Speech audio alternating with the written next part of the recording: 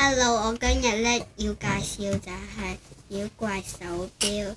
個妖怪手錶咧就係咁嘅，咁佢可以打開啦，打開又冚埋。你長期撳住佢咧，佢自有啲光出係照妖怪嘅。我而家咧要拆咧就係地博貓，之後咧對住呢個位拆就會有聲嘅。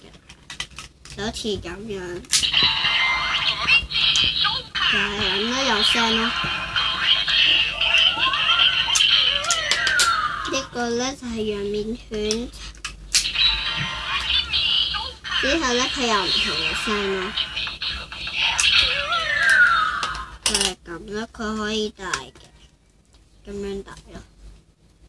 之後咧你想佢拆唔動嘅嘢咧就。